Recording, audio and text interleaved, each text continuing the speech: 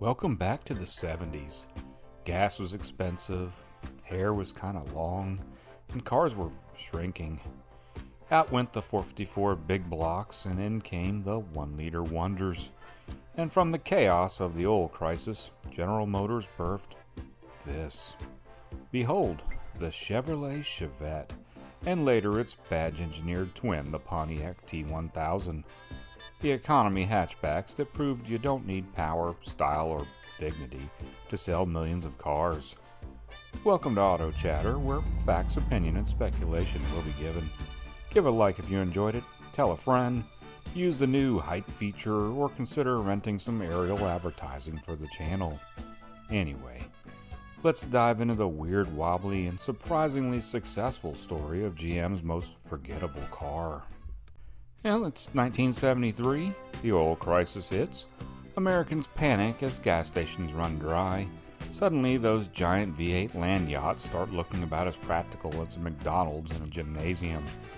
GM, terrified of losing small car buyers to Toyota and Datsun, scrambled for a solution. Their answer? A cheap, simple rear-wheel drive subcompact that could sip gas and keep the accountants happy. The platform was called the GM T-Car, designed globally by GM's Opel division in Germany and Japanese Isuzu, both being acquisitions, at least in part, to the GM empire then. South America got a T-Car model first, Europe received the Opel Kadett C, plus Vauxhall got their own version. Isuzu's Gemini invaded Asia and Australia, and America got the Chevette. Yeah, that's actually the name they went with, because it sounded like Corvette, but way, way sadder. A North American Chevette wasn't originally part of the global plan, but the Vega backlash and first 70s oil crisis was all the execs needed to give it a green light, and it was done so just months after the OPEC fiasco started.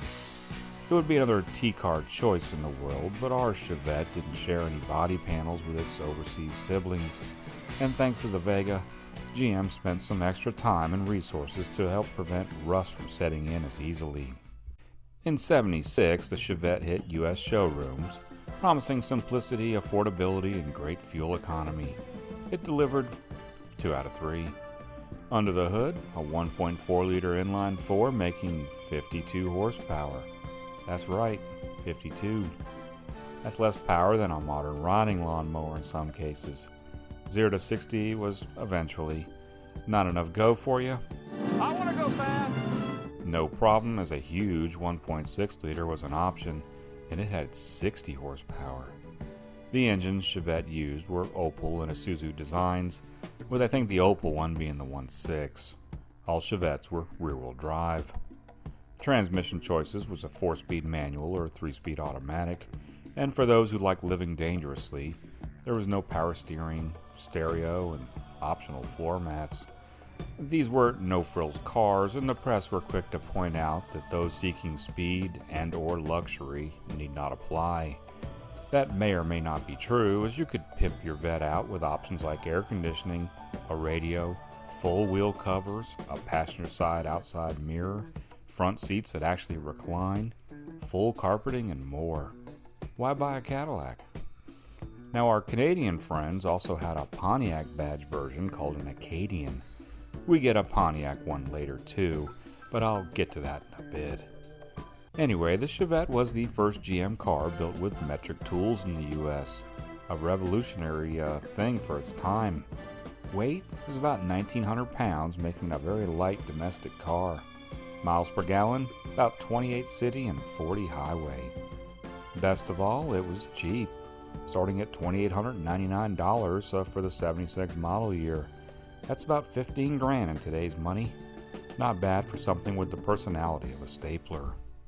And now I'm kind of going to give a little breakdown year by year of the Chevette. Starts in 76 for that model year. The two-door Chevette debuted. America yawns, but they buy it anyway. A fun dress-up option was the Woody trim, and who doesn't like a little wallpaper wood in the 70s? The Scooter base model was a car so stripped down it made a bicycle look luxurious. No glove box, no radio, Reclining front seats? Nope. Pull straps instead of door armrests. And no rear seat because that was an option. Perfect for people who hate comfort and fun, and businesses looking for a cheap fleet buy.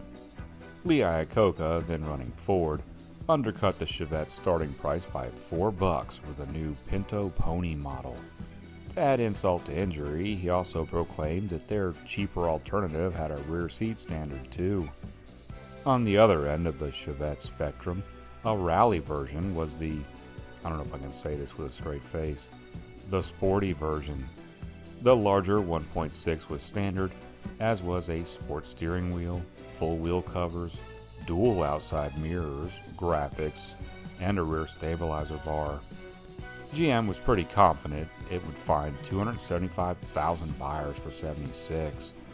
That didn't happen though, as it seems the Chevette would be more of a late bloomer.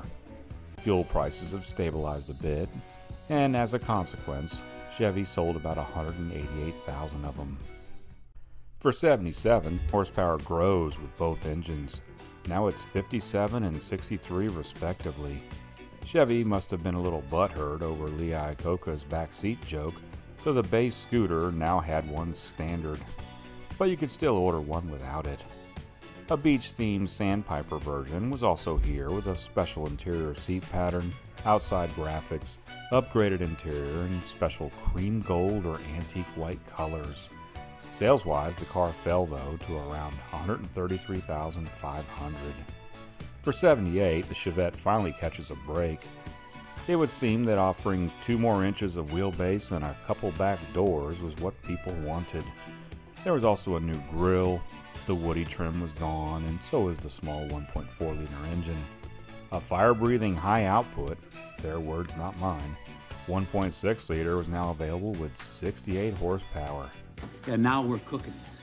It's a play on words. Kind of funny, as this was not only the peak malaise era of cars, but it was also the high point for Chevette's horsepower levels.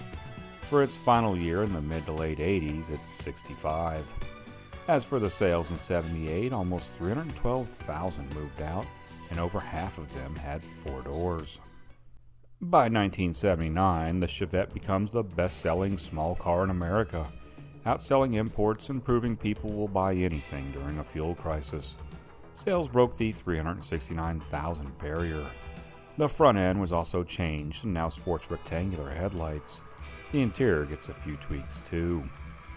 Now for 1980, Chevy finishes the facelift they started last year with a more squared-off rear and new taillights. They were still riding the second '70s oil crisis wave, and almost 450,000 of them sell. 5 years in, and they had the best year they ever would. For 1981, an optional 1.8-liter Isuzu diesel joins the lineup. It made 51 horsepower. Yep, less than the gas engine, but it did get over 50 miles per gallon, if you didn't mind being passed by joggers. A Isuzu-made 5-speed manual was standard and mandatory.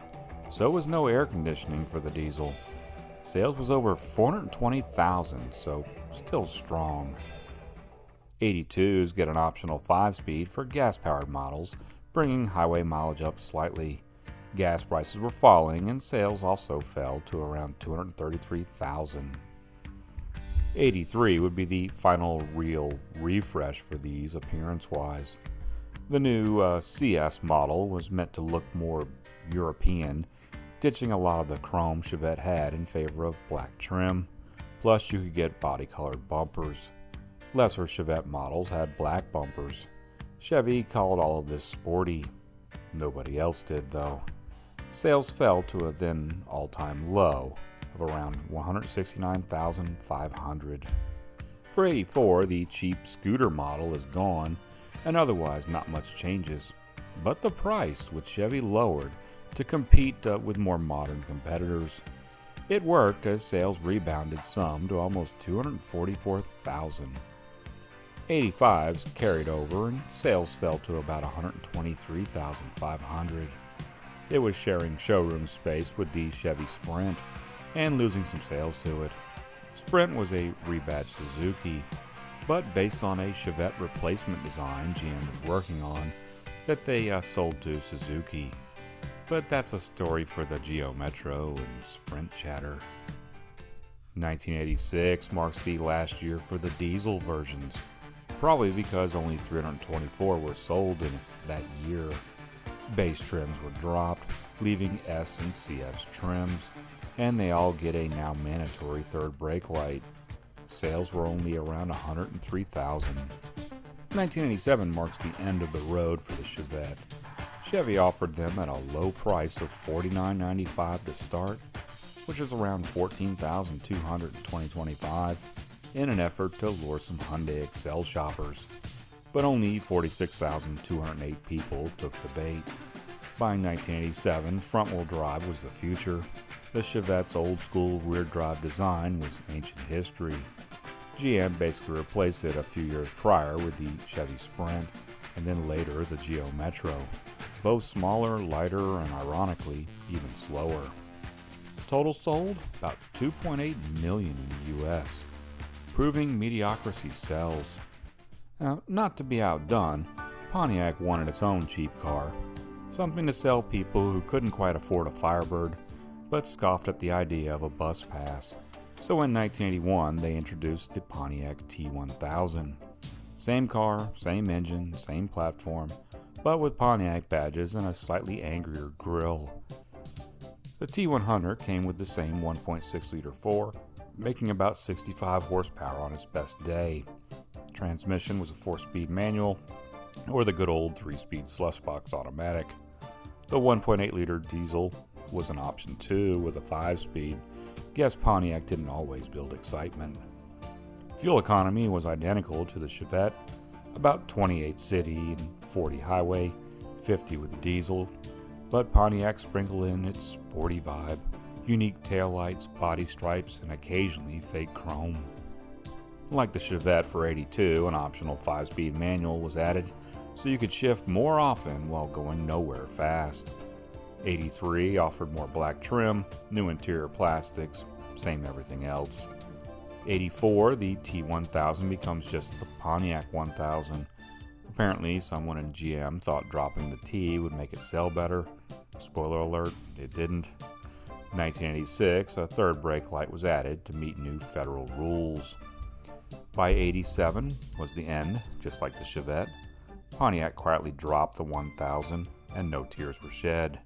Its replacement was the front-wheel drive Le Mans, a once proud nameplate reduced to being a licensed copy of the latest Opel Kadett, built in South Korea by Daewoo. Remember how great Daewoos were? But the Chevette became a symbol of the everyman. It was the cheap car for high schoolers, pizza delivery drivers, and that one aunt who bragged about her fuel economy like it was a personality trait. If Back to the Future had a budget cut, Marty McFly would have driven a Chevette instead of a DeLorean. He would still have hit 88 miles an hour, but it would have just taken a few days. Even Weird Al Yankovic once mentioned Chevettes as the car nobody wanted to admit they owned. It was an anti-status symbol. And get this, an 87 Chevette with extremely low miles sold at auction in 2025 for $33,000. Nostalgia's weird. But here's the thing. As much as fun as we like to make of them, the Chevette and Pontiac 1000 did their job. They were reliable, easy to repair, and insanely cheap to run. They kept GM's corporate average fuel economy numbers afloat, and they gave millions of Americans an affordable set of wheels. The Chevette's platform even lived on across the world, from the Opel Kadett to the Vauxhall Chevette to the Isuzu Gemini, with over 7 million globally units produced. They weren't exciting, but they were dependable, like that one coworker that's always 5 minutes late but never calls in sick. And today they've earned a cult status, not because they're great cars, but because they were just real. And they didn't try to be something they weren't. They were small, slow, and unapologetically cheap, and somehow that's what makes them lovable. So the next time you see a Chevette at a car show, give it a salute. It survived the 70s, the 80s, and most importantly, your jokes. If you enjoyed this look back at the mighty mediocre Chevette and its Pontiac twin, hit that like button if you would, subscribe, and drop a comment with the weirdest car you've ever owned.